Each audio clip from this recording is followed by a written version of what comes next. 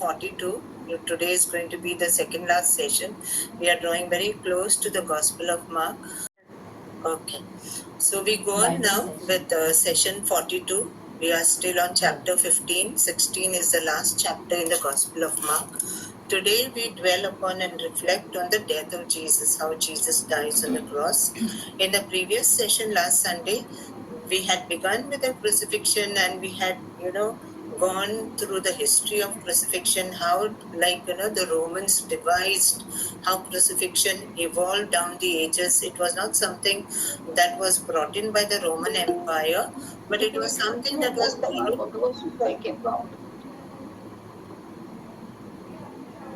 Is there a problem?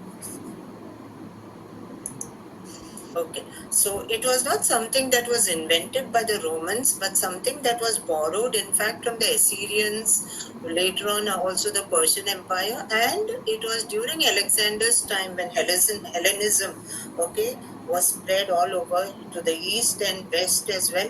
Crucifixion became a very common practice to put criminals to death.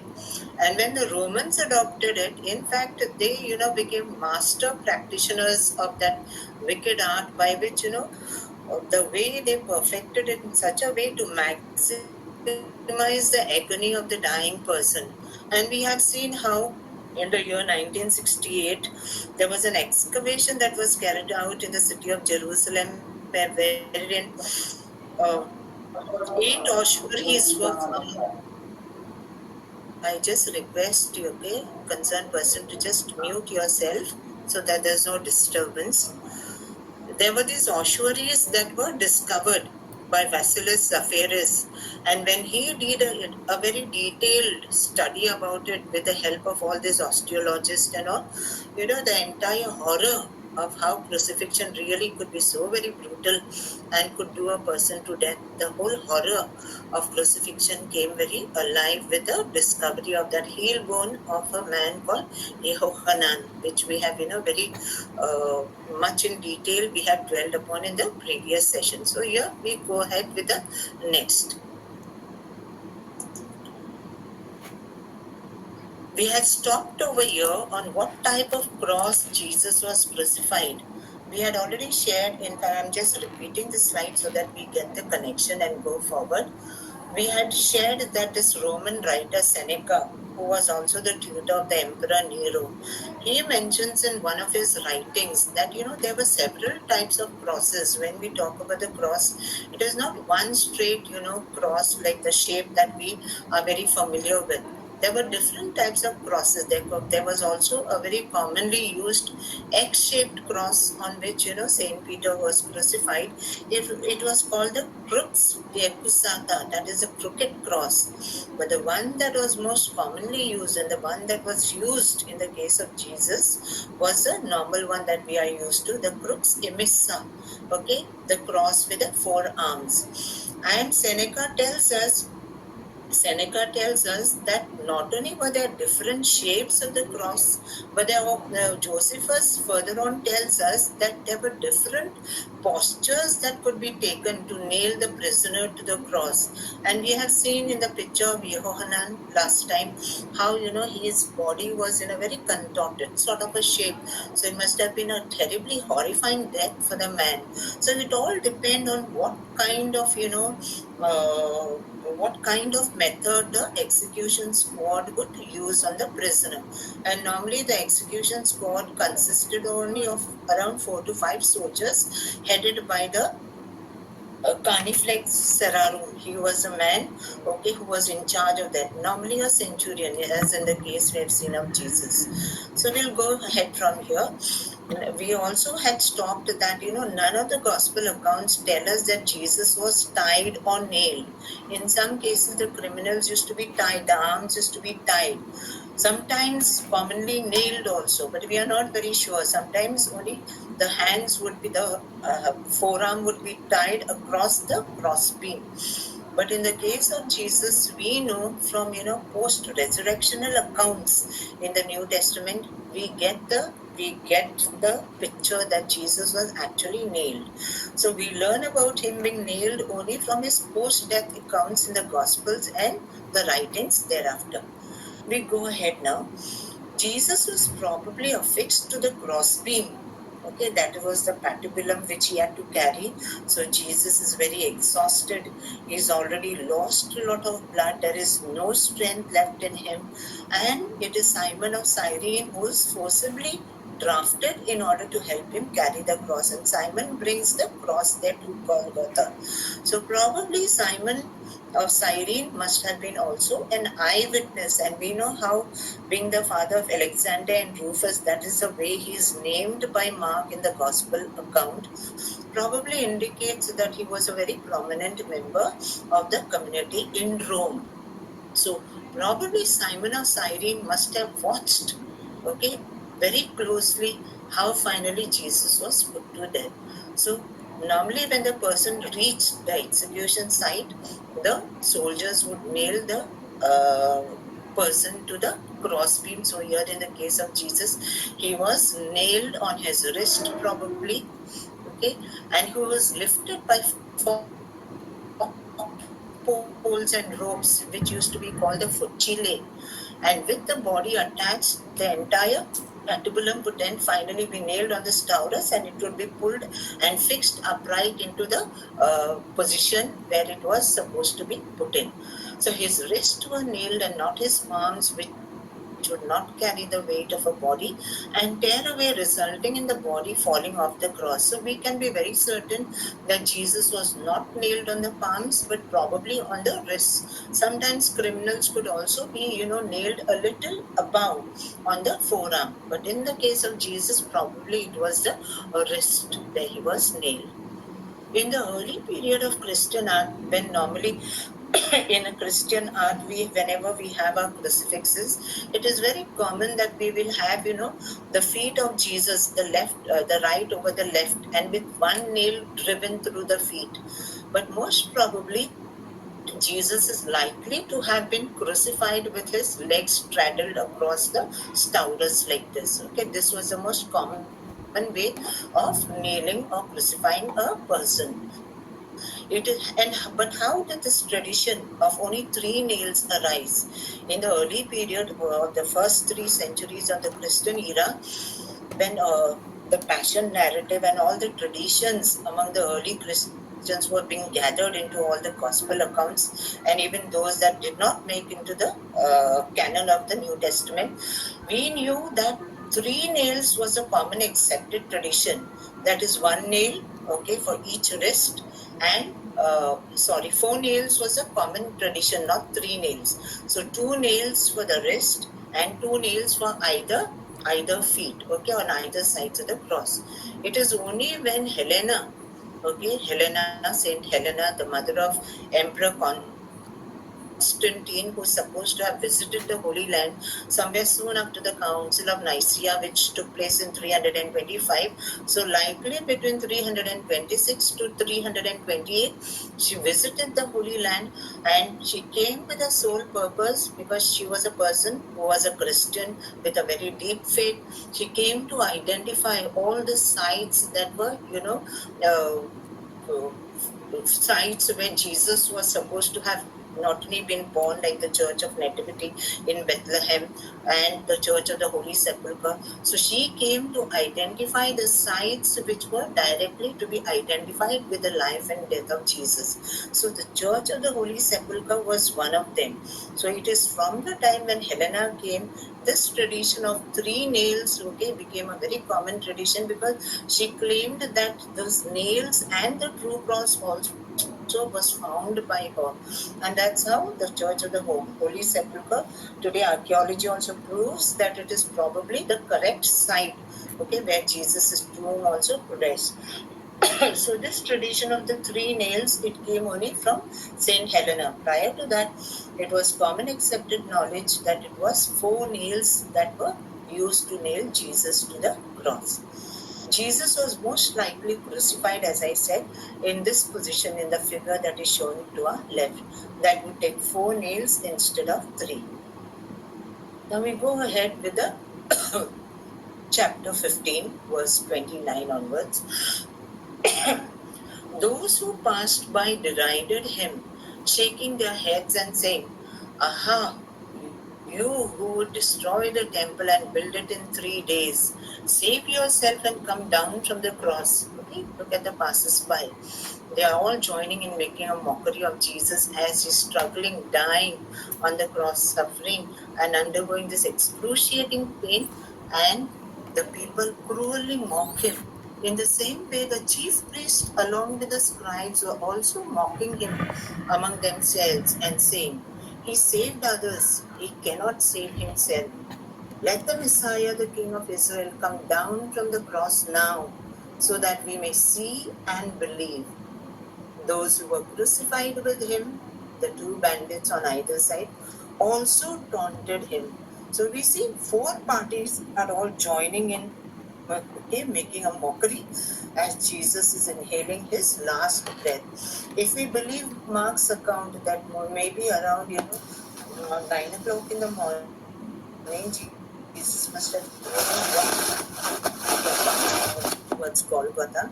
Maybe it might have taken an hour or so because it was almost half a mile or so. So given the fact that maybe by around 10 o'clock or 10:30, they must have arrived at the site of the crucifixion.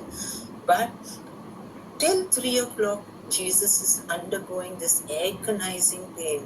The moment he must have been nailed and, slammed into that upright Taurus, that itself must have, sent, great spasms in his body. And yet, despite the pain that he's undergoing, look at the cruelty of the people around, okay? It is even the passers-by, because that was supposed to be the road that was coming into the city. So crucifixion sites normally were chosen so that, the Romans could make a spectacle of the person who's been crucified, because the whole aim of the Romans was it should be like a deterrent for anyone who would try to take up cudgels against Rome. So they normally wanted to make it, a sight that would be very abhorrent to the people watching. So likely many people were going up and down. So it must have been a very busy road. And that's how Mark tells us that passers-by, okay, they joined in the mockery and they started making fun of him. So it was they knew who Jesus was. They knew what claims he had made, that he had the temple cleansing act must have been one very triggering event in the life of Jesus, by which he must have been commonly known by the people around. And that's how this is very clear when the passers-by, okay, they come and they say, "You who would say that temple would be destroyed and you would build it in 3 days, save yourself now and come down from the cross." So they are challenging him. Now let us, let us analyze this whole situation, how it unravels. First, before we take the mockeries, we reflect on that. Let us first know how high from the ground did the cross stand. We often have pictures and all, that show that the cross is very high up and people are glancing from down upwards. But that was probably not the case, because it wasn't possible normally. Whenever a person was crucified, from above the ground it would probably be just around 1.5 foot or maybe maximum 2 feet, not more than that. So often the cross was low enough for animals to ravage the feet of the crucified, which may have been only a foot off the ground. The Synoptic Gospels tell us that a reed of hyssop was needed to raise a sponge full of vinegary wine to Jesus' lips. And we know that, the length of a hyssop is not very, very long. So naturally, given, the fact that this hyssop was used in order to give Jesus a sip of this vinegar, this sour wine was raised to his lips, we can make a very educated guess that Jesus's cross stood some 7 feet high, hence not too high, as is often depicted in Christian art. So probably it must have been just a foot and a half above the ground. So it makes it makes this, when we understand all these dynamics and what is happening around, we can very well imagine and visualize that, they are within earshot. So when they are making this mockery, Jesus can very well hear them. Okay, so not that they are very far away. of course, the chief priests and the scribes were at a distance, but the passers-by were probably coming very close and hurling all these abuses against Jesus. Mocking by the chief priest and the passers-by. The Mark's mockeries, if you look at it closely and read the text, progresses from the passers-by, then he names the chief priest and the scribes. So there's a gradual progression in the mockeries. Mark has the chief priest mocking him to one another, means they are talking to one another. The very fact that the chief priests are present over here, this is a very strong indication that Jesus did not die on the 14th of Nisan, but he died probably on the 15th of Nisan. Because had he died on the 14th of Nisan, that is on the eve of the Passover, probably the chief priest would not be there, because that would be the time they were required to be in the temple. So this is one very strong indication that scholars put forward, that the synoptics are right, that Jesus was, he was taken prisoner on the eve of Passover, and he died on the first day of the feast of the unleavened bread. So Mark has a chief priest mocking, so they are talking with one another, and they are speaking about Jesus in the third person. So how they are saying, he saved others, he cannot save himself. So they are talking in the third person, and they are at a distance from the cross. The scene is meant to remind the readers when the chief priest, okay, they are enjoying the scene, okay, with sadistic pleasure. They can see that Jesus is almost dying, and they are happy that their mission is accomplished. So when they are talking among themselves, what is Mark trying to remind the readers? He is trying to remind the readers the challenge to Jesus that was posed in the Sanhedrin trial is being continued over here. The interrogation that had started, okay, at the Sanhedrin from Gethsemane, when he was taken prisoner, okay, during the night and later early in the morning, that same trial in the Sanhedrin, these were the same abuses they were hurling at him when he was brought before Annas and Caiaphas, and also that same cruel interrogation, okay, that began at the Sanhedrin trial is continuing over here at Golgotha. So it gives you a very frightening glimpse and window into the mind of these people, how vindictive and wicked this brood of chief priests must have been, because they were hell-bent on seeing that Jesus was finally annihilated for them. That was what they wanted.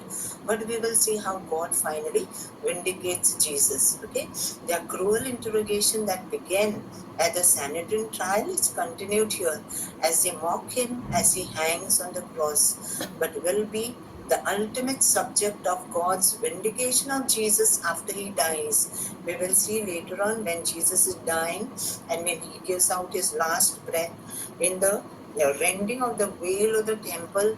God, expresses his wrath and his anger, and these are the temple establishment is going to be the ultimate, okay, focus of his wrath, of his righteous anger.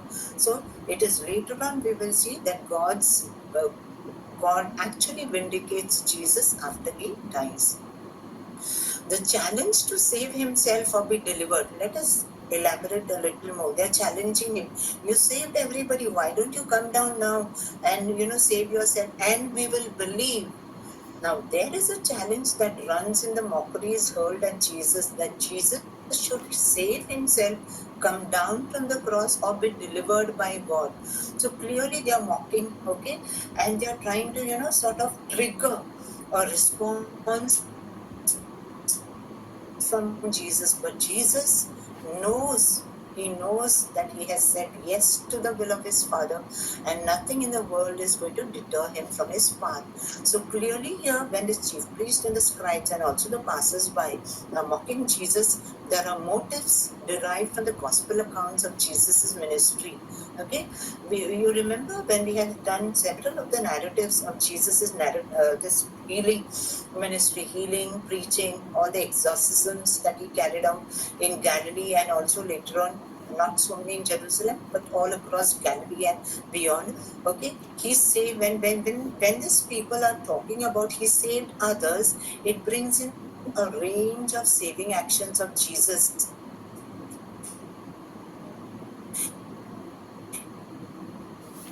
In healings, exorcism, word save, we tend to, sometimes just not ponder too deeply on it and just pass by. But the word save is very potent with meaning.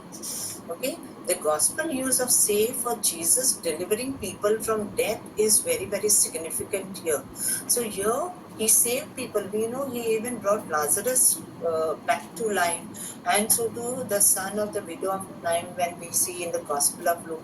So there were so many instances where Jesus is known to have saved people, especially even saved them from the mouth of death. And yet, this prerogative he will not use for himself. So the challenges, they are posing this challenge to Jesus. You saved others from death, you should be able to save yourself from death now.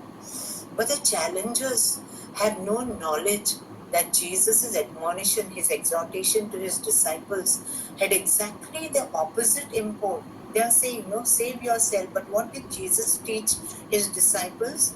Whoever wishes to save his life will lose it. If you want to save your life, you have to lose it. So here, this would be a contradiction. They don't realize that they are, challenging Jesus to break his own teaching. And Jesus remains faithful to his own convictions, to his teaching, and demonstrates full on that this is whatever he preached is what he's practicing on the cross right now. Similarly, the challenge to come down from the cross is exactly opposite to the demand. What was the demand Jesus posed on his disciples? If you want to be my disciple, take up your cross and follow me. So how could Jesus come down from the cross when this was a very, the focus of his entire teaching? This is what he oriented his disciples, the people who listened to him.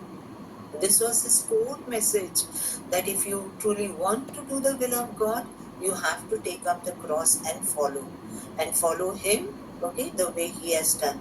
So obviously, Jesus cannot come down from the cross. He cannot save him because he has to be true to his teaching and true to his mission. He knows what his ultimate mission is, what has been put on his shoulders by his heavenly Father. Mark's addition of "and we shall believe," it's very ironic. They say you come down from the cross and save yourself, and we shall believe. There's a very heightened, a very poignant irony over here. To Mark's addition of this to the mockery adds a strikingly poignant irony. And what is that irony? If he came down as challenged, they are all making fun of him, hurling abuses, challenging. But had he responded to that challenge and come down, he would ipso facto, by the very fact of that deed, he would become unbelievable. If he does what the challengers want him to do, he will not be God's son. But rather, only when he remains on the cross to die, that excruciating death, will Jesus be truly believed in as God's son. So the challengers do not realize, the depth of his mission, the resoluteness of the will, of his desire to do the will of his Father. These things are alien to them because they are operating in a very alien world, a world that is totally cut off from the beauty of Jesus's life. So the challengers' challenge cannot be taken because it is later on they will realize there's a different twist and a turn to the whole thing. Now we go on to the death of Jesus. When it was noon, darkness came over the whole land until 3 in the afternoon. At 3 o'clock, Jesus cried out with a loud voice, "Eloi, Eloi, lema sabachthani," which means, my God, why have you forsaken me?" And when some of the bystanders heard it, they said, "Listen, he's calling for Elijah." And someone ran, filled a sponge with sour wine, put it on a stick, and gave it to him to drink, saying, "Wait, let us see whether Elijah will come to take him down." And then Jesus gave a loud cry and breathed his last. It is good.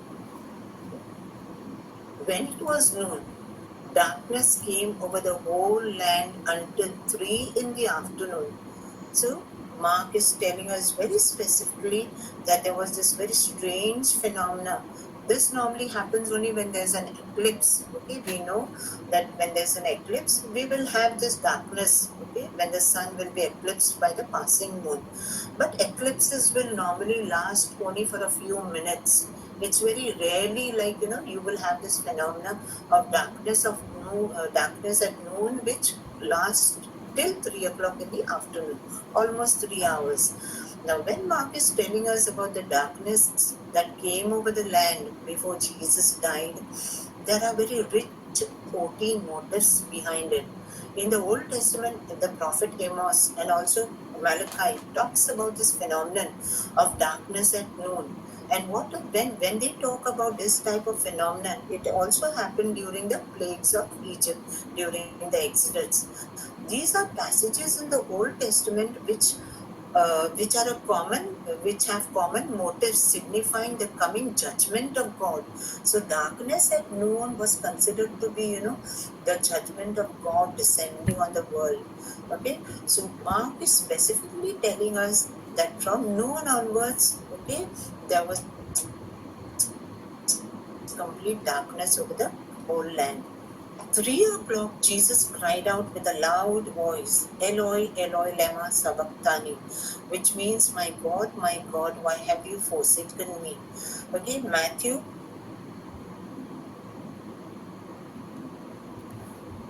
gives us the same. Okay, but there's a slight variation over there. Let us break down and see what it is. The cry of Golgotha, what we normally call.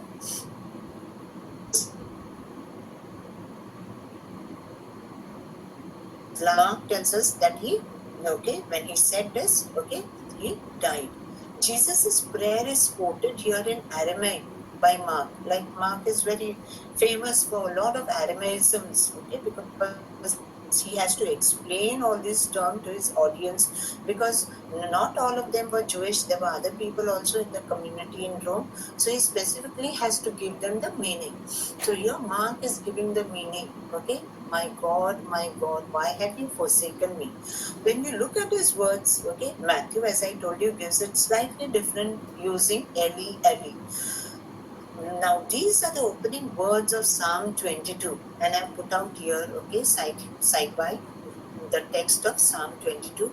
Only some 2 or 3 verses are missing here. What has been very relevant I've put here in the first slide, but the following slide contains the entire Psalm. So these are the opening words of Psalm 22. Can you see here? My God, why have you forsaken me? Why are you so far from helping me from the words of my groaning?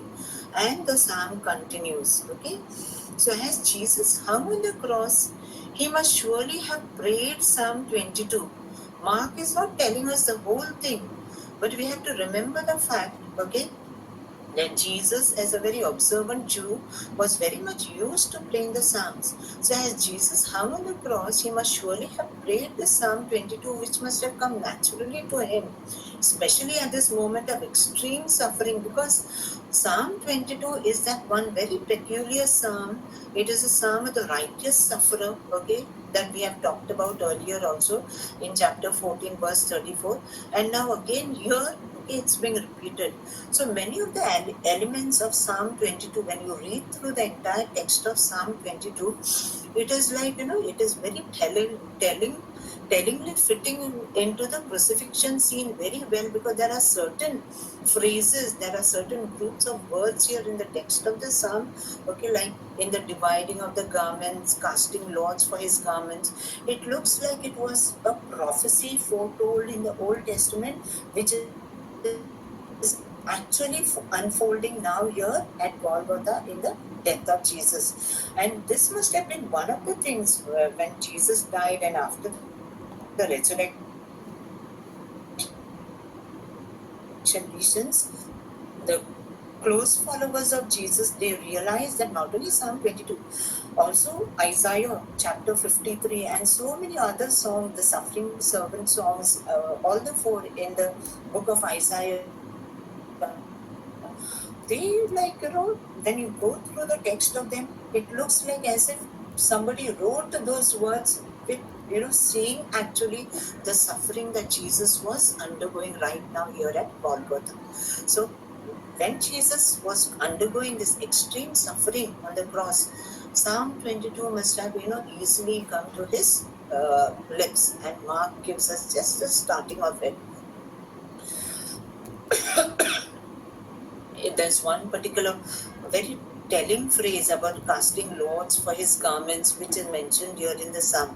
But this was also very common Roman practice, not only a Roman practice, a practice among all the empires. Wherever a person was condemned to die, the belongings of the condemned men normally were always appropriated by the soldiers who took charge of the execution. So probably these things happened with Jesus over here, which is also echoed here in the Psalms, in the words of the Psalms. I've put out this entire Psalm, okay, for you.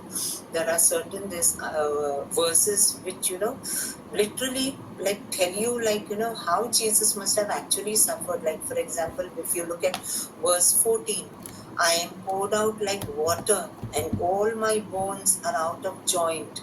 My heart is like wax, it is melted within my breast. Imagine these must have been the words that, he may have not vocalized them aloud, but definitely Jesus must have been pondering over them. As we have seen that, on the cross, sometimes the Romans would put a sedile, and probably for Jesus that sort of sedile was put, which was a very painful thing because it was very pointed. So the body, especially the buttocks, the moment he would try to put his body for support on the sedile, it must have been very, very agonizing. And the up and down movement, putting the weight over the nailed feet, must have been extremely painful. And that is the reason people say that the cross will not pierce you, but it is mostly due to blood loss and asphyxiation, that is suffocation, that the person on the cross will eventually die. So when you read through these words of the Psalms, it brings alive how he actually has died. Look at this verse 16. For dogs are all around me, because this was normal. There is so much of blood, everywhere. It must have dried on his wounds. There must have been flies around zooming around him, and he would have. Probably Jesus was not even able to shoo them away because his hands and feet were all nailed. So when you ponder on these fine details, you realize the depth of the suffering that he underwent, hanging there on the cross for almost more than 5 hours. I can count all my bones, they stare and gloat over me. They divide my clothes among themselves, and for my clothing they cast lots. But you, O Lord, do not be far away. O my help, come quickly to my aid. Jesus is longing for the consolation of his Father. And this is what, must have made his agony very, very more telling, much more deeper. And finally, we know that the Psalm 23, though it is a psalm of Psalm 22, though it is a psalm of deep lamentation, we know how Psalm 22 ends. It doesn't end with a lament. It, on the contrary, ends expressing great hope in God. Look here at from 30 onwards, not only 30, in fact from 29. To him indeed shall all who sleep in the earth bow down.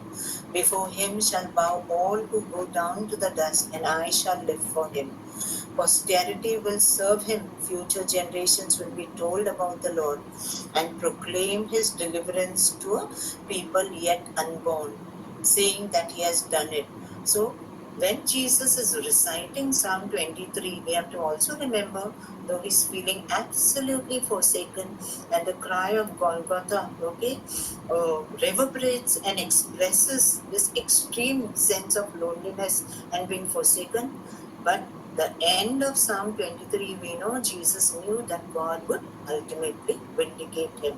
And finally, though it appears to us that he was forsaken, he wasn't actually forsaken by his Father.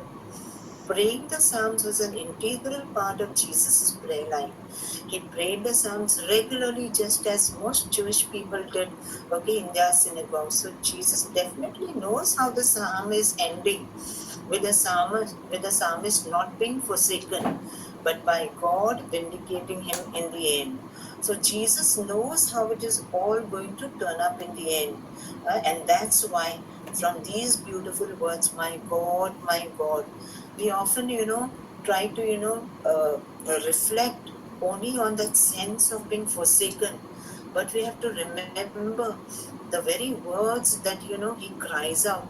Every word, he must have cost him so much to even gather himself, pull himself up in order to say also these words, my God. These words, okay, they came out from the deepest recesses of his heart. What do they tell us?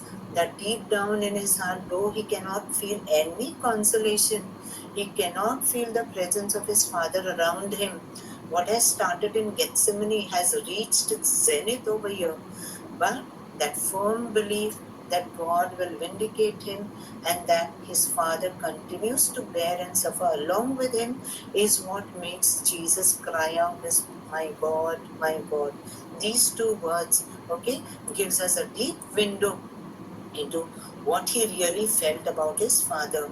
Jesus is poignantly giving voice to his experience of feeling abandoned. All is dark around him as feelings of despair and stark abandonment reach their peak. Everyone has abandoned him, and the one who was going to be with him, no matter what, his Father, he's now experienced his abandonment in the sense of feeling cut off from him. It is not that God the Father has abandoned his Son. God the Father is definitely there with him in spirit. But Jesus feels that sense of abandonment completely. He feels cut off from him because that is what heightens, okay, heightens the agony and gives true meaning to Jesus' suffering. Now, how literal is that when we say, my God, why have you forsaken me? In those words, my God, we realize the intimacy with his Father. But when he is asking, when he is groaning, why have you forsaken me? It appears to him that God has forsaken him. And for this, okay, if we want to know whether really God had forsaken him or not, and how literal this is, we need to look at John's Gospel. Okay, did God really desert him? If we want to understand him, we need to look in John's Gospel that brings here at this moment the Gethsemane prayer, giving his own emphasis. In John tells us, okay, when he was hanging on the cross, what did he say? Father, the hour is come. What should I say? Save me from this hour. For this purpose I came, for this hour. And not only that, in the priestly prayer in John's Gospel, Jesus expresses that everybody may abandon me, anybody might abandon, but my Father will always be with me. And that is what John 16 tells us. Hence, we get a different theological emphasis in John. But Mark does not bring these elements in that crucifixion scene, because Mark is showing us the full weight of what Jesus is experiencing. Okay, that experiential feeling is what Mark wants us to emphasize. The worst possible thing for Jesus would be not to be with his Father, with whom he has always been in communion from all of eternity. Imagine when Jesus, okay, proclaimed the kingdom of God, when he went about village to village, full of that great energy and vibrance, and he had so much of buoyancy in him. It was that love and that intimacy, that deep intimacy with his Father, that reflected and glowed in his entire ministry. But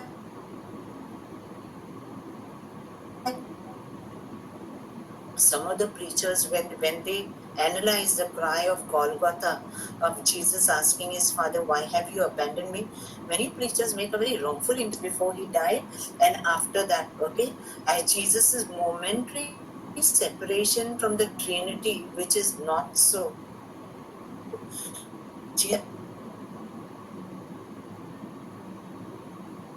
Separated from the Trinity, this feeling of being deserted completely, they are transient. He transiently experienced being cut off. Transient is something that is passing, it will be restored again. So he transiently experienced being cut off from the one source, who was a wellspring of his entire human existence. We have to understand Jesus was so much rooted in the love of his Father, his Abba, that his God, the Father, was a wellspring of his life. So it was this absence of feeling his Father's comforting presence now when it mattered the most, which intensified his feelings of utter desolation and complete abandonment. This trauma of complete loneliness, this darkness from lack of solace, adds meaning to the clause.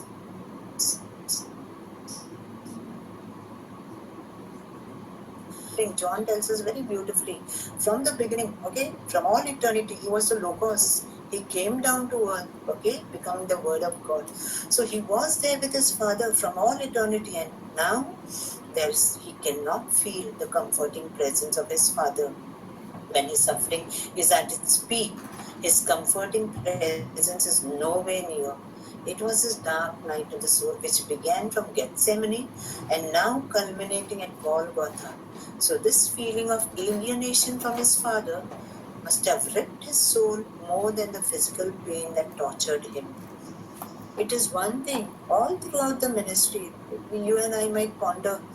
Jesus very well knew what was coming when he said yes to his Father, when he, gave in, okay, he said his ultimate yes to fulfill the mission. He knew, cognitively he knew. It is one thing to know things cognitively, that is in your mind, okay, you have the cognition of it, but and see that cognition of his, with the number of passion predictions that he makes in Mark's narrative is replete with all the passion predictions that Jesus makes. So Mark's, the readers who read the gospel could have asked, okay, like we also can ask, but Jesus very well knew that this was coming, and it was the disciples who were not able to, connect the dots and make a fuller picture of it. So why is it like the experience, so much like an abyss for him right now? For the simple reason, knowing was one thing, experience was another thing.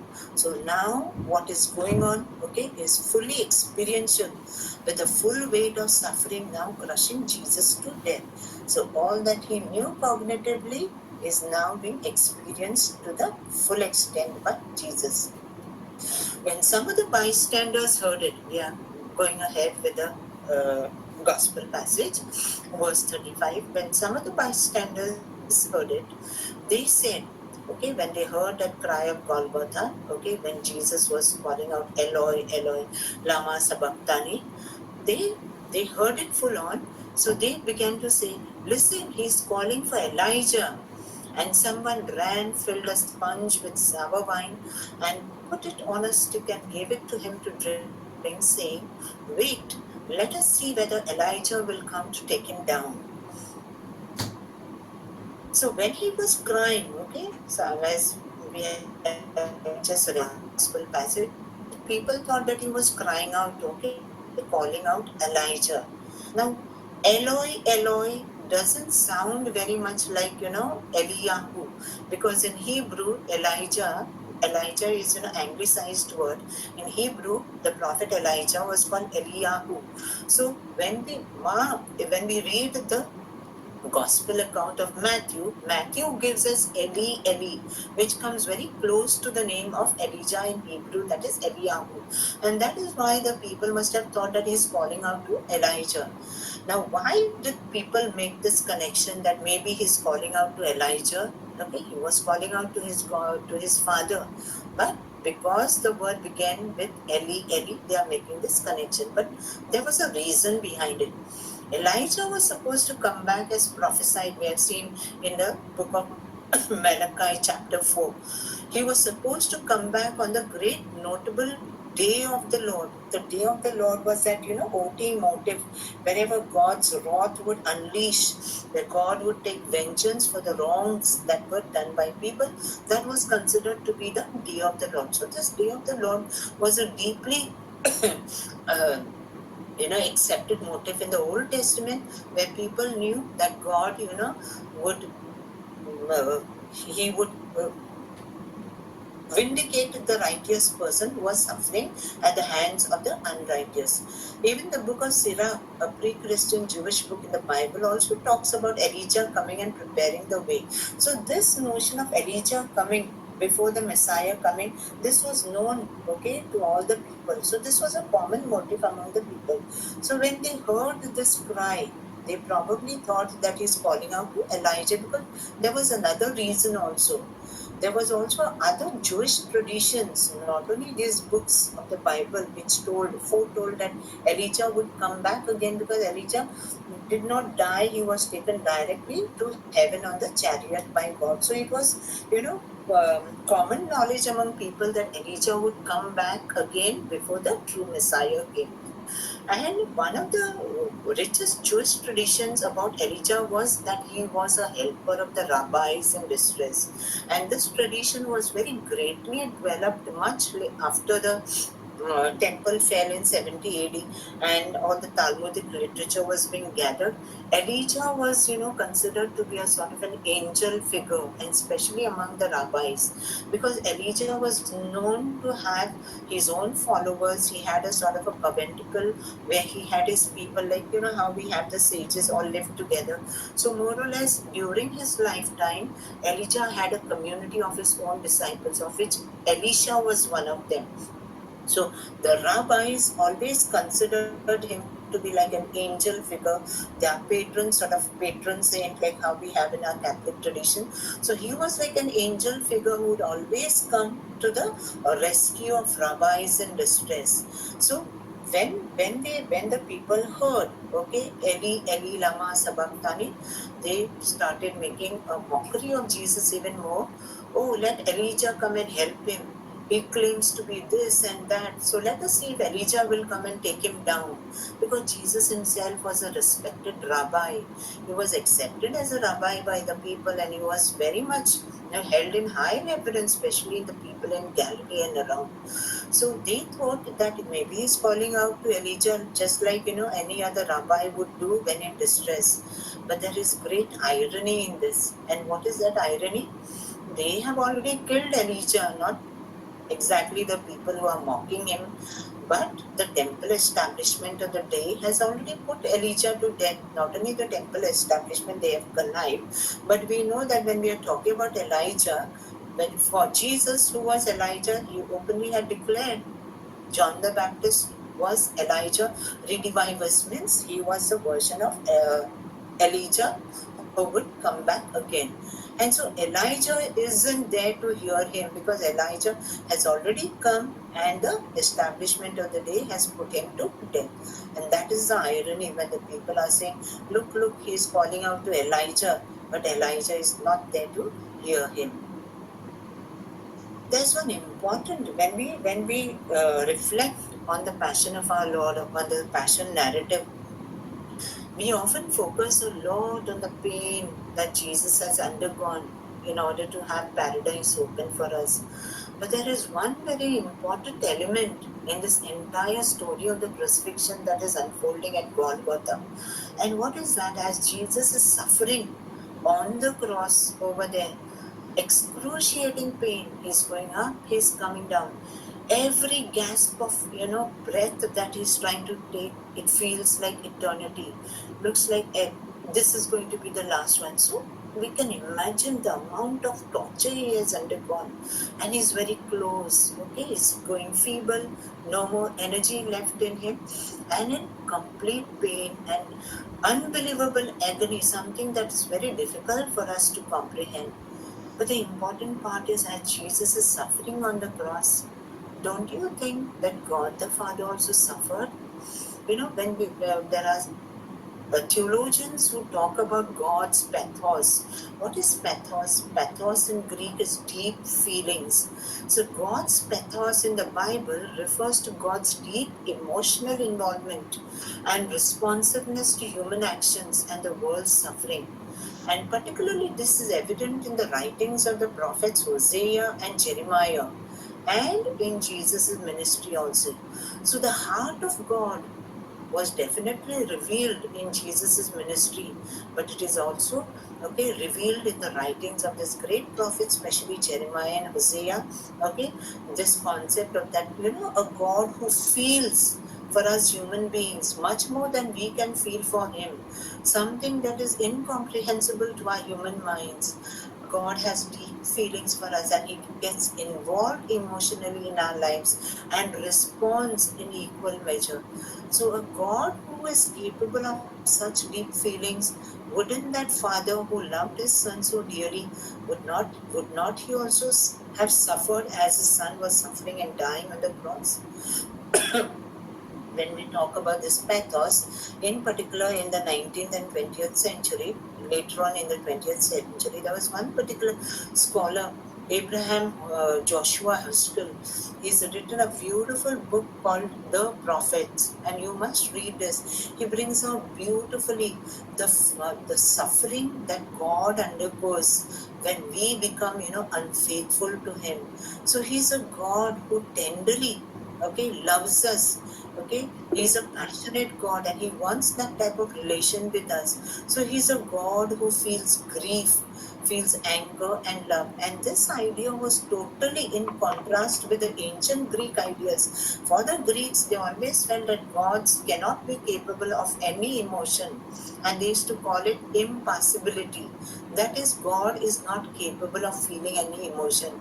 But that cannot be true. When we read through the writings of the prophets, we realize that God was the one who was full of human emotions. In fact, human emotions, they derive from him because he's a creator, because we are a reflection of what he is. So would God the Father then remain unaffected by the agony and suffering of his beloved Son? Would he not suffer too, given the intense and unfathomable depths of their relationship as father and son? Okay, I am sure for me this is a very striking insight. It takes you to the heart of God, knowing how much he suffered when his son was dying on the cross. I have put out this wordings over here: a father's love. The book of Hosea reveals a tender, compassionate side of God, akin to a father who has loved and nurtured his children, but is heartbroken by their defiance. And here, his own beloved son, with whom he was always in deep communion from all eternity, now he is living out the last moments of his life. So just as Jesus suffered emotionally, psychologically, physically, God the Father also definitely suffered the same, intense suffering he underwent, being in spirit with his son. Given the deep sensitivity of God the Father, how much more must he have not suffered as his own beloved son lay dying on the cross in absolute agony and in so much pain? God definitely suffered excruciatingly, just as much Jesus did.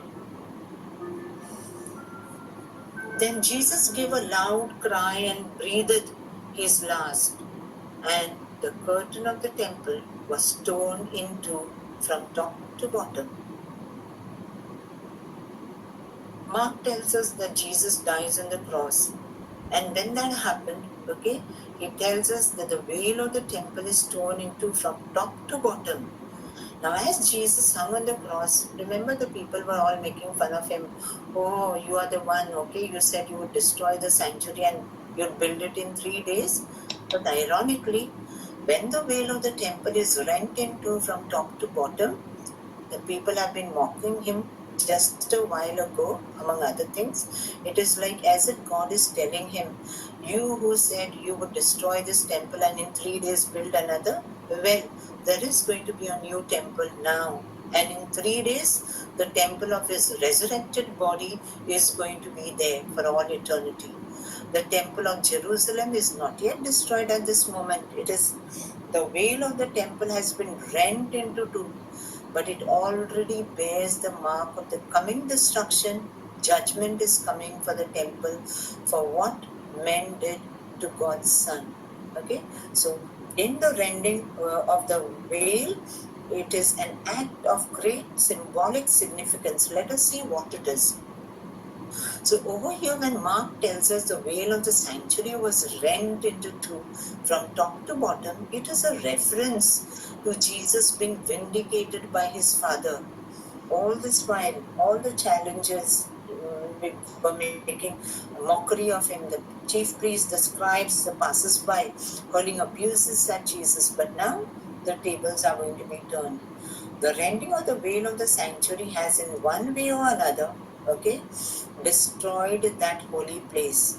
At that moment, okay, it did not happen, but symbolically, the temple as an edifice, as being the dwelling place of God, was no longer a dwelling place of God. God's glory had actually departed from the temple, but it would eventually come, okay, 40 years later, but the temple was already a marked place, okay, marked for destruction. And it was from this moment on when the veil of the sanctuary was rent in two. Now, there are a couple of major theories about the veil. Which veil was it? Because when you look at the temple, the Jerusalem temple, we have done this, quite a lot. So, if you could also go back and refer to the past slides and refer to the pictures that we have shared, especially of the old temple, that is the first temple and the second temple. But for our understanding here, it is the second temple that matters. That was the Herodian temple. Now, in the Herodian temple, we know for sure there were two veils. So, which veil is Mark talking about? Okay, the inner veil for the Holy of Holies or the outer veil of the priestly sanctuary, which one could see from some places outside of Jerusalem. So it was the outer veil which could be seen even from outside. If anybody was, on a hilltop, like from the Fortress Antonia, you could very well see inside, okay, the court of the priest and all. It was very much visible. The soldiers could have a very deep look into that. So there were certain points all around, okay, the Temple Mount, that wherever, like even Mount of Olives, from there also you could, have a very good look. So probably from Golgotha also it was visible, because those who read Mark's account of the Passion narrative, they come to the understanding it is probably the centurion who saw this, though it is not very clear over there. So when Mark is talking about the veil, he doesn't tell us whether it was the inner veil which covered the Holy of Holies or the outer veil, okay, which covered the entrance to the priestly sanctuary. But whichever veil it was, Mark doesn't tell us that. So Mark does not explain exactly how rending its veil destroyed the sanctuary. He only indicates that the sanctuary was destroyed because God's glory had departed from there. But what is the meaning of it? From this image, we need to analyze so that we come to the true meaning of the rending and the sanctuary veil. First, let us look at the rending, that is the tearing. Okay, clearly the passive was rent is used. Okay, tone makes God the doer of the action. Like the passive form, passive voice of the verb tells us that the doer of the action is God Himself here. This language of rending and tearing is used earlier in the gospel, especially at the beginning, where the heavens are rent and from the heavens descends the Spirit like a dove. Remember when this happened? During the baptism of Jesus. So right from the beginning, okay, of the narrative of Mark, we know that when Jesus was being baptized and he was inaugurating his ministry, the heavens were rent in order that the Spirit of God would descend on him. And Jesus tells him that this is my beloved Son. So at that time, the heavens were torn, and here it is the sanctuary veil that is being torn. There is a connection over here. Okay, at the beginning of Jesus' ministry, the heavens were rent so that the voice of God could speak from them and declare, Jesus, you are my beloved Son. And when now the rending of the veil is happening, when the veil is torn into two from top to bottom, God intervenes from heaven again, rending the veil of the sanctuary, so that the centurion in the next verse will be brought to a confession. Truly, this man was God's Son. Remember at the beginning, when the heavens were torn, God Himself spoke. Okay, so that He could confirm Jesus in His ministry. You are my beloved Son. So here, when the sanctuary veil is torn into two, it is it is going to be a pagan, a Roman pagan, okay, a centurion who watching the things, how Jesus died, he must have been truly, been affected. The way, the manner, the grace in which, Jesus carried himself must have deeply touched the centurion, and something deeply resonated with him. And it is from this man from whom the final confession comes. So here also the rending of the veil is connected with the rending of the heavens, where God directly speaks, and here the centurion does on behalf of all of us, admitting that this was truly the Son of God. Wrath of God is the dominant symbolism in the rending of the veil. When Jesus, screamed out, his sense of being forsaken by God, he was cruelly mocked by all those standing by. Now, by the violent rending, God is striking back very symbolically, not only to vindicate his son Jesus, whom God has not forsaken at all, he has always been there with him. It is Jesus who felt that alienation because he couldn't feel God's comforting presence, but all the while God suffered alongside him, never forsook him, but to express his rage at the chief priest and the Sanhedrin who decreed such a death for his beloved son. God is striking back symbolically by tearing the veil, which was supposed to cover his holy presence. So several early Christian witnesses confirmed this interpretation of the rending of the veil as an angry act of God. So this rending of the veil is violent. It is God expressing his wrath at the wickedness of the people who ganged up to murder his beloved son. Examples of early Christian witnesses, how do we know? One example is, in this work, early Christian work, but it is apocryphal, it is not part of the empty literature. Testament of Levi, chapter 10, verse 3. When God can no longer endure Jerusalem because of the wickedness of the priests, the veil of the temple is rent so that their shame can no longer be covered. Second example, in the Gospel of Peter, GPET is a short form for the Gospel of Peter, which we have often referred in the past. Again, another apocryphal Gospel which did not make to the NT canon, New Testament canon. But when we look into the Gospel of Peter, we get additional lots of details, especially with regard to the crucifixion. And in the Gospel of Peter, the rending of the veil is indicative of the innocence of Jesus. Chapter 8, verse 28 tells us that, and lead the Jews, the elders, and the priests to say, woe to our sins! The judgment has approached, and the end of Jerusalem. So see, at that point of time also, these traditions were floating around. People were talking because they knew that a just and a righteous man was put to death in a very cruel way. So definitely there was a buzz all around Jerusalem when Jesus died. Definitely there must have been, seeing the signs. Mark does not tell us much, but Matthew will be, telling us a lot of the other extra phenomena that accompanied the death of Jesus. The same gospel, that is the Gospel of Peter, also suggests a connection between the high priest tearing of his clothes before the Sanhedrin as he demanded Jesus' death and God's rending of the veil. This gospel makes this connection. Remember in the Sanhedrin trial, when the trial was not going forward at all because the testimonies of all the accusers wasn't matching, then finally the high priest, becoming very impatient, he goes so that puts Jesus under an oath, asking him, are you the son of the present? And when Jesus acknowledges, because that is the truth, he's been put under oath, he has to say yes. What does he do? He tears his clothes. So he tore his clothes, crying out, blasphemy, blasphemy. Do we need any more witnesses? And then the whole, the gathering clamoring for his death. So now here in the rending of the veil, it is like as if, God turning tables on them. And now the ultimate blasphemy has already taken place. And what could that blasphemy be? The death. Could there be a greater blasphemy than the death of God's Son? And so it is like as if God cries out, like just how the high priest did blasphemy when Jesus said, I am the Son of God. So here God is like, in the tearing of the veil, it is God crying out blasphemy by tearing the veil of the Holy of Holies on the death of his beloved Son. So Mark is clearly emphasizing the judgment of God with the death of Jesus, okay, in the symbolic rending of the veil.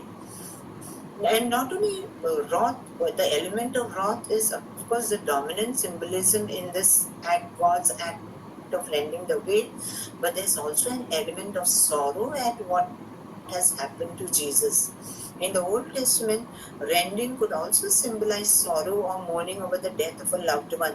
Like, for example, in the Old Testament, we see when Elijah was taken, okay, he departed from the world, he was carried away in that burning chariot. Elisha goes after him and then he cries out in sorrow, and he's so inconsolable that he tears his cloak into two pieces. So here this would also echo the same OT motives. But more important than all of that is the rending of the veil is also God's symbolic action manifesting his profound grief and sorrow at the murder of his most beloved son in the most horrible and cruelest manner. Now, when we look at the sanctuary veil, what is the function of this veil, whether it was the inner veil or the outer veil? The purpose of any veil in the sanctuary was supposed to be a dwelling place of God, and this was not only Jewish belief, it was also the belief among the pagans in their own temple. They were very particular about what was sacred and what was profane. So here the function of the veil was to protect the sanctity of the sanctuary from things profane. So hence, rending the veil would destroy the special character of holiness of a sanctuary. So automatically when the veil is pulled off, the sanctuary is no longer a sacred place. Okay, it becomes vulnerable to being profaned. So the sanctuary being the divine dwelling place, rending the veil could mean the departure of the deity from the sanctuary. We see this very beautifully in chapter 10 in Ezekiel. Just before the fall of the temple, before the first temple, before Nebuchadnezzar's armies would march into Jerusalem and destroy the temple, Ezekiel saw in the vision the glory of God departing the temple and all the host also going along with him. Okay, so it is an angry response to the idolatries practiced there. So God was responding in the same measure God is responding here, tearing the veil. In 2 Baruch also, this is another Jewish apocryphal work, describing the destruction of the second temple by the Romans when the temple fell in 70 AD, much later, 40 years later from now on. In this particular work, it tells us about the fall of the temple, how the temple was destroyed. And in this book, there is this, very telling phrase: an angel takes away the veil and other furniture of the Holy of Holies before the voice is heard inviting. Enter enemies and come adversaries, for he who guarded the house has left it. Remember, we had touched upon these elements when we were doing the destruction of the Roman temple in 70 AD. So the veil is rent from top to bottom and into two, indicates that it cannot be repaired anymore. It's not reparable. Thus, for Mark, the rending of the sanctuary veil means that with the death of Jesus, the sanctuary went out of existence. It has no meaning.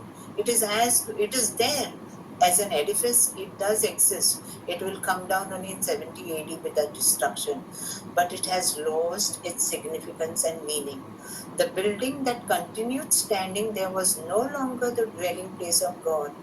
The rending of the veil became a sign of what was yet to come, and an ominous warning of God's coming judgment that would not be turned back. And we know this from how Jesus prophesied about the fall of the temple, and we have seen also how dreadful it was finally when it came when the Romans destroyed it. So the rending of the veil after Jesus' death stands parallel to the darkness at noon which preceded his death. The day of the Lord, with its burden of judgment, is being heralded from the very moment Jesus dies on the cross at Golgotha. So it is like the inauguration of the day of the Lord, which will finally culminate in 70 AD. I put out these pictures here. This is the outer veil. Okay, this was supposed to be the this was a lintel post. There are Gospel of Peter, I think it is, yes, which also tells not only that the veil, okay, was rent into, but this lintel post also was fractured. Okay, if it is an inner veil that is indicated, because the way the synoptics go about it, it looks it is an inner veil because it holds far more significance. But whichever it is, okay, the inner veil was, this was what covering the Holy of Holies. This is the holy place. So to go to the holy place, you had to go from here. Okay, well, this was a place from here. So here, normally that veil used to be there, and we know this from the description that are given to us by Josephus. The veils in the temple of Jesus' time.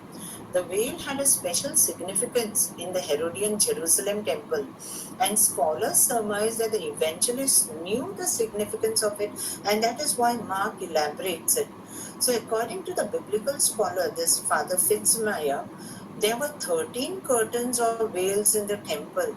But to our discussion over here, okay, we, what concerns us is just two veils and a third in passing reference. Many statements of the veils are based on Pentateuchal descriptions of the tabernacle in the desert. Remember, when the Israelites were wandering in the desert and finally they came into the Holy Land in Canaan, prior to that they had this mobile sanctuary, the tabernacle.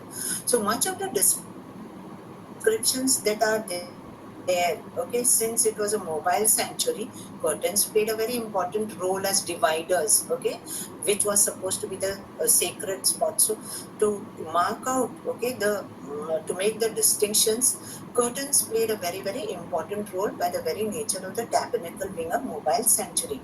But these descriptions in the Pentateuch, okay, are also overlaid sometimes with memories of a more permanent building, because when they came into Canaan at Shiloh, they put up, okay, the tabernacle was always, they used to carry it along, okay, in the desert. But when they came to settle down in Canaan, at Shiloh, there was a temporary, okay, a sort of not exactly a permanent temple, but a semi-permanent, if you can say, building was put up at Shiloh, where worship of God used to take place. So we get more detailed descriptions about the Herodian temple from whom? From Josephus and Philo Judaeus, and from the memories, of course, more than Josephus and Philo, we have a lot of descriptions that appear in the Mishnah and the Talmud. That is, after the fall of the temple, they remembered and gathered the traditions in this Talmudic literature.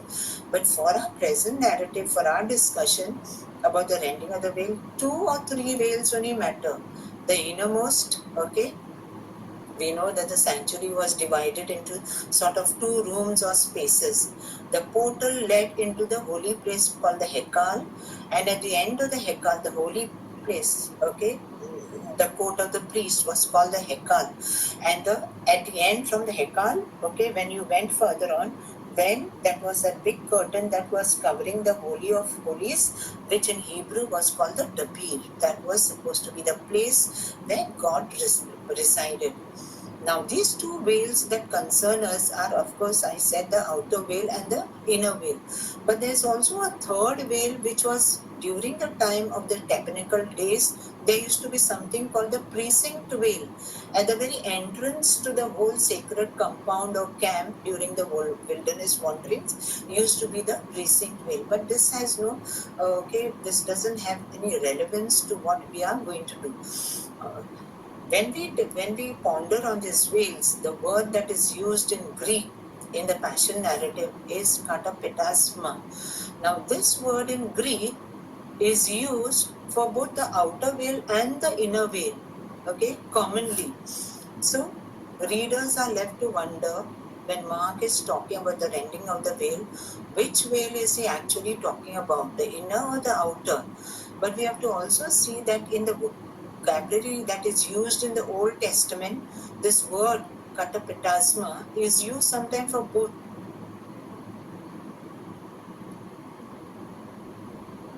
inner and outer. Okay, for to the inner veil. which held more significance, while kalima is used for the outer veil only. So vocabulary, when you try to balance it out, when you check over it, it looks that what the synoptics mean to refer to is the inner veil because of the significance that it carried. Okay, yet many of the scholars still contain that it is the outer veil that is being referred to only because of the fact that it was visible from the distance. The inner veil definitely could not be seen from the distance because it would be blocked by the entrance to the Hekal. So, since it was visible from a distance, some of the scholars feel it is the outer veil. Okay, and many of them understand that the centurion saw the rending of the veil as Jesus breathed his last.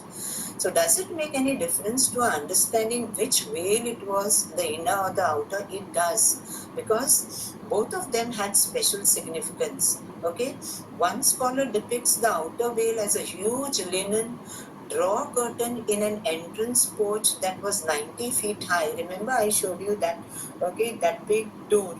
Okay, it was the Nicanor gate, okay, of the temple.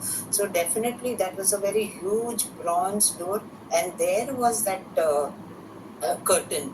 So when we talk about the outer veil, that could be it. And Josephus tells us, okay, that this particular outer veil was very beautifully decorated. It had 4 different colors symbolizing the elements of the universe: fire, earth, air, water, and portrayed the panorama of the heavens. So the way that curtain, the outer veil, was designed, it was like as if when you looked at it, you got the feel like as if it is a firmament of heaven. And Josephus tells us about the outer veil of the temple being beautifully painted to symbolize the glory of the heavens. And now God rips it top to bottom to symbolize his departure from the place that represented his presence. So even if it was the outer veil, it did have a lot of significance by the very fact that it sort of gave you the impression that it was the opening of the heavens. But if it was the inner veil, then there was still greater symbolism in what lay behind the inner veil, which now in the second temple period was no longer the Ark of the Covenant. Remember, in the first temple, the Ark of the Covenant used to be on one very special stone, which was called the foundational stone, also called the noble rock. And in Hebrew, it is called Eben HaShitya. In Arabic, it is called the Al Sakra Al Musharraf. Why we are calling it in Arabic this? Because this foundational stone continues to be there in the dome of the rock, which is in the custody of the Muslim quarter of Jerusalem. Okay, this sacred rock was a cosmic point from where the world was created. It was a gate to hell and heaven, the cosmic center where heaven and earth met, and this is mentioned in the Mishnah. This particular, okay, Yoma, tractate Yoma, chapter 5, verse 2 tells you that, and also the Babylonian Talmud, again in the tractate Yoma, chapter verse 54b. So when you talk this about this foundational stone being there inside the Holy of Holies at the time of Jesus, okay, when the Holy of Holies was there, it was only the stone that was there over there. Okay, the Ark of the Covenant was no longer there because it had disappeared during the fall of the first temple. So inside, what was there was only the stone. So if we take into consideration the extra phenomena described in Matthew, like the earth started shaking and rocks came rending by, tombs were opened, and all these things are reported by Matthew, which is not there in the Passion narrative of Mark. Then, if we take that as a backdrop, the rending of the sanctuary veil, the inner veil, acquires a great cosmic significance or salvific importance for all, since through it was involved a rending of the heavens at the time of Jesus' baptism, offering universal access to the presence of God for all nations. So when that, if it was the inner veil that was torn into two, it is God, like He is opening up the innermost, okay, sacrosanct place, and then that is, which was supposed to be the cosmic center for the Jewish people, it is supplanted by Jesus becoming the foundational stone that draws the universe to himself. the new cosmic center where not only all mankind but all creation is drawn to God in one song of praise.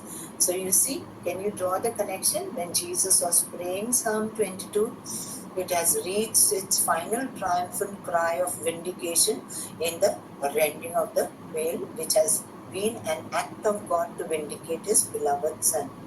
So in conclusion, we can say that in the rending of the veil, it is both God's presence is leaving the temple and also judgment coming on the temple. Jesus had in fact already announced judgment on the temple. So when the veil is ripped from top to bottom, surely it is God who is doing it.